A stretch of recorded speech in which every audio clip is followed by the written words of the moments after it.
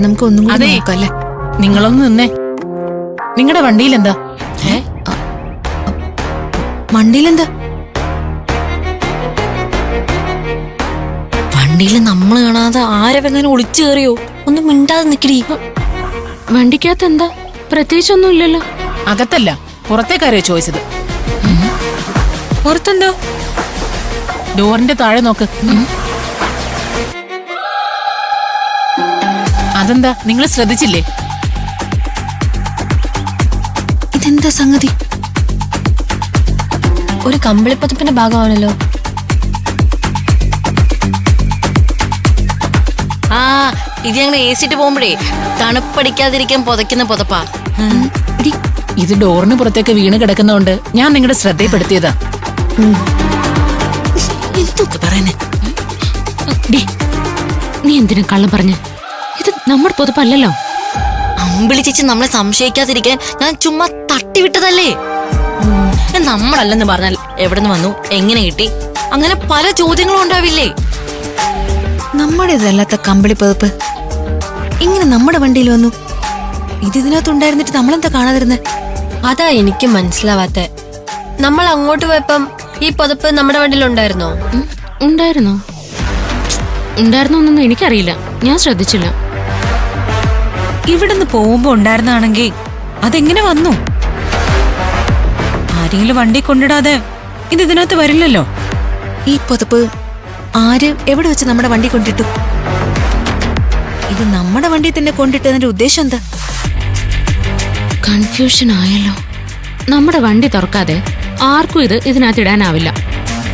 ആരവായിരിക്കും ഇനി ഇത് ചെയ്തത്? അപ്പൊ ഇത് ആരവിന്റെ പതപ്പാണോ? ആരവിന് ഇങ്ങനെ ഒരു പുതപ്പില്ലല്ലോ, പിന്നെ എങ്ങനെ ഇത് ആരവിന്റെ ആവും? ആരവിന് എവിടെന്നെങ്കിലും കിട്ടിയതായിക്കൂടെ? അവൻ സൂക്ഷിക്കാനായി നമ്മുടെ വണ്ടി കൊണ്ട് വെച്ചതാണെങ്കിലോ? അങ്ങനെയെങ്കിൽ ഇത് ആരവിന്റെ തന്നെയായിരിക്കും. ആരവിനല്ലാതെ വേറെ ആർക്കും നമ്മുടെ വണ്ടി സ്വാതന്ത്ര്യം ഇല്ലല്ലോ. അവൻ ഈ ഇടയായിട്ട് ഓരോ സാധനങ്ങൾ എടുത്ത് വണ്ടി കൊണ്ടിടുന്നുണ്ട്. മേഘേ, നീ ഒന്നെടുത്തേ.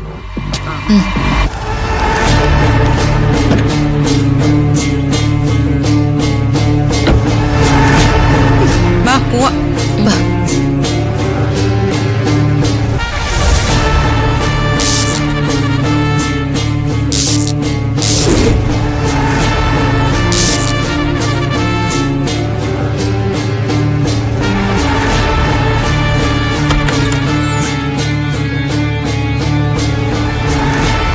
ആരോ ആരോ ഊഫ്, എന്തൊരു ഒച്ച ഇത്! നിങ്ങൾ എന്റെ പേരൊന്ന് പതിയെ വിളിക്ക്. ആരെങ്കിലും കേട്ടാ ഞാൻ ഇവിടെ ഉണ്ടെന്ന് മനസ്സിലാവില്ലേ? ഇത് പിടിച്ചേ. നിങ്ങൾ എനിക്കായിട്ട് കൊണ്ടുവന്നാണോ? ഇത് എവിടെ നിന്ന് വാങ്ങി? എത്ര രൂപയായി? ഇത് പുതിയതല്ലല്ലോ, സെക്കൻഡ് ഹാൻഡ് ആണല്ലേ.